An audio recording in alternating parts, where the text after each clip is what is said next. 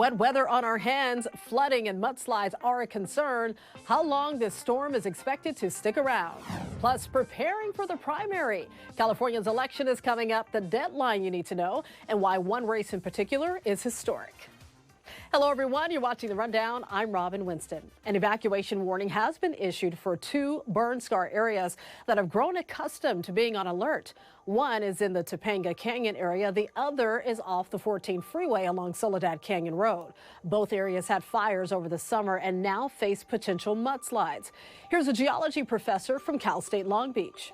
The degree to which you control how much water gets into the slope, whether that's planting more vegetation or, actually covering it somehow, that's the main thing that a homeowner can do to try to keep those slopes more stable and prevent slides. Here's another area of concern, the Palos Verdes Peninsula, where more than a dozen homes were damaged or destroyed last summer by a landslide. It's going to cost more than $6 million to fix Mulholland Drive after the last round of storms earlier this month. LA City Council approved the plan Friday night. Mulholland between Beaumont and Skyline Drives has been closed since February 5th. Crews say it could take weeks or even months to fix. The mudslides could get even worse with this latest storm. And we want to remind you, parts of PCH are being closed in both directions every night because of erosion from high tides and heavy rain. The closure of all lanes between Sycamore Canyon and Las Posas Road in Ventura starts every night at 6 and goes until 7 a.m. The closures will happen every night until further notice. The ground beneath the historic Wayfarers Chapel in Rancho Palos Verdes is already shifting with cracks forming in the building. And all of this rain we're getting now, it's not going to help. Well, this is video from News Chopper 4 overhead as the two final weddings were held at the chapel Sunday. The couples managing to say their I do's before the chapel closed for good. The glass church will remain closed indefinitely. The Rancho Palos Verdes City Council is considering asking Governor Newsom to declare a state of emergency in the area. The LA Fire Department is providing free sandbags at all neighborhood fire stations. You can get free sand and up to 25 sandbags per household, but you'll have to fill them yourself. So maybe bring a buddy, some help, and a shovel too. Don't forget that. The locations are on your screen, including Beverly Crest, Beverly Glen, Laurel Canyon, Pacific Palisades, Studio City, and Woodland Hills. So how long will this storm stick around? Here's meteorologist Belinda Leon. We've got another strong storm on our hands that's going to stay around for a few days. On Monday, moderate to heavy rain at times expected over LA and Ventura County.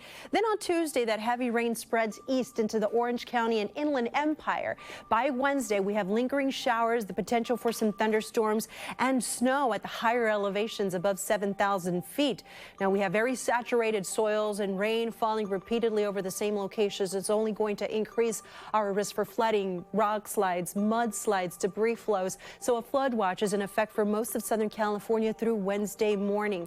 Rain estimates will be between 2 to 4 inches, 1 to 2 in the Inland Empire and Orange County, and the foothills and mountains from 4 to 8. The surf will be high at the coast and the winds will be gusty through the mountains. Be safe and stay tuned to NBCLA for more updates.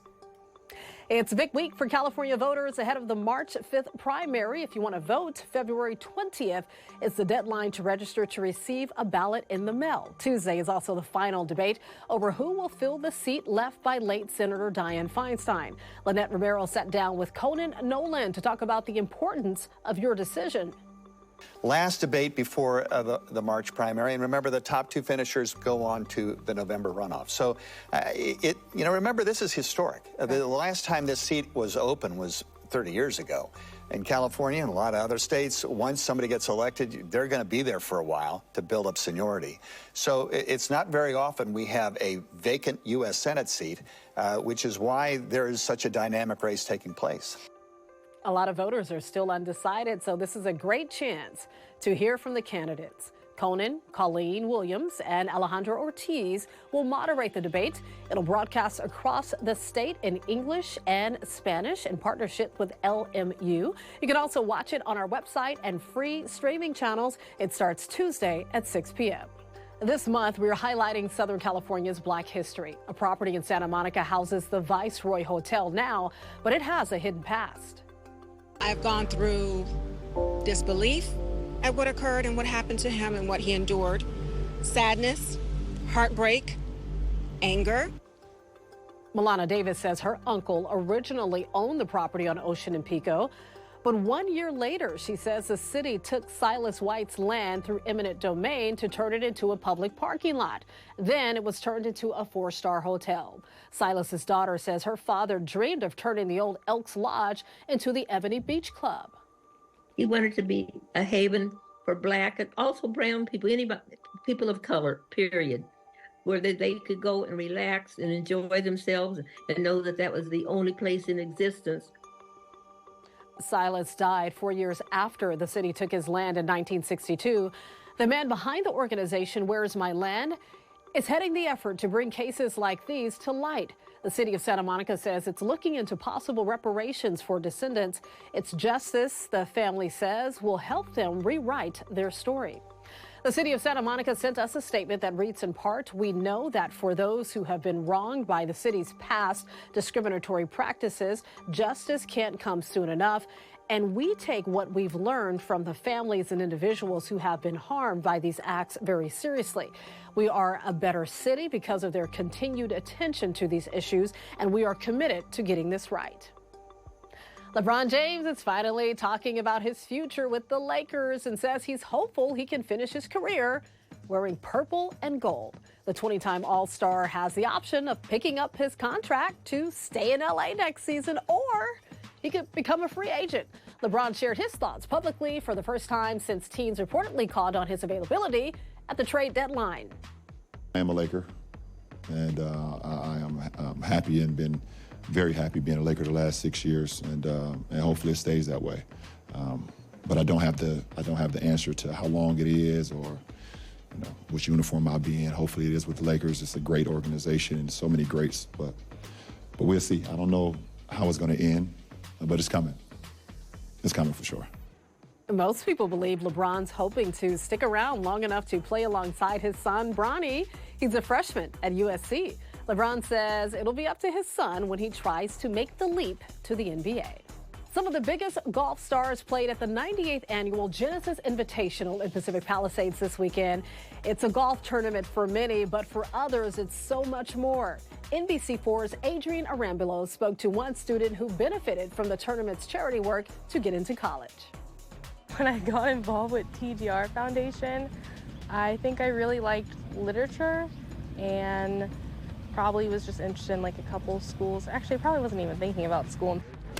Definitely was not thinking about golf. Ariana Perez started working with the TGR Foundation when she was in 5th grade. Staying with TGR Learning Lab, it definitely allowed me to be in a comfortable space to want to try new things. Trying golf was a new thing. Trying STEM classes in general was a new thing. It opened her young eyes to new worlds, experiences, classes, from golf to computer programming, from the arts to robotics. They're always there to check in on me and see how I'm doing. And they're always providing amazing opportunities. Now a high school senior, Ariana is locked in on a lofty target. She wants to be a cybersecurity attorney. She's one of close to 200,000 who've been helped by the TGR Learning Lab in Anaheim. It allowed me to feel more confident in myself and in my knowledge and that I do belong in the field, even though there's not many girls. Tiger's mission was really to create a safe and inspiring space. Cindy Court is the CEO of the TGR Foundation, and she tells us more help is on the way. A new learning lab is scheduled to open near LAX in 2 years, with classes that are ahead of the curve. We're developing new ones all the time. The latest are artificial intelligence and a drone class. And so exciting new things, and we try to stay right on the cutting edge of all the great career opportunities that are going to come in the future. The foundation gives students like Ariana the support to dream big and the skills to fulfill them. I've gone into University of Wisconsin-Madison and I got into West Point. So those are really great schools to get into. Nationwide, the foundation has helped over 2 million kids over the last 25 years, and they're opening up a new facility in Philadelphia as well. I'm Adrian Arambulo. Now back to you. 3, 2, 1.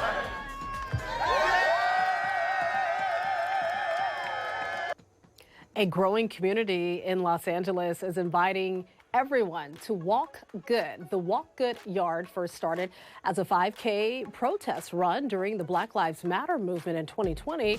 And then years later, it's transformed into a community focused on experiencing health and wellness in a safe space. Sunday, the group opened its first studio near Pico and Crenshaw with the help of actor Michael B. Jordan. I'm grateful to even have a community that's based around love and compassion. And to have everybody show up today, I think, is a manifestation of that. Hopefully, with the work that we're doing here, we will grow and we'll be able to offer more healing spaces for everyone to participate. The Walk Good Yard also hosts free yoga in Kenneth Hahn Park the first Sunday of every month. The next class is March 3rd at 10 a.m. Paul McCartney has finally reunited with his long-lost bass guitar. The Hofner bass was stolen from a van in London back in 1972. It was McCartney's first bass guitar, which he played on the earliest Beatles records. It was tracked down with a little help from his friends, in this case, a group called the Lost Bass Project. The search for it led a team of investigators to a family who said they had it in their attic without even realizing it. It was recovered and returned to Sir Paul. Reunited, and it feels so good. Glad they found it. You can always get news and weather updates on the NBCLA app and our website, NBCLA.com. And be sure to tune into Today in LA on NBC4, weekdays 4 to 7 a.m. I'll be helping you get around with traffic reports throughout the morning. I'll see you next time on The Rundown.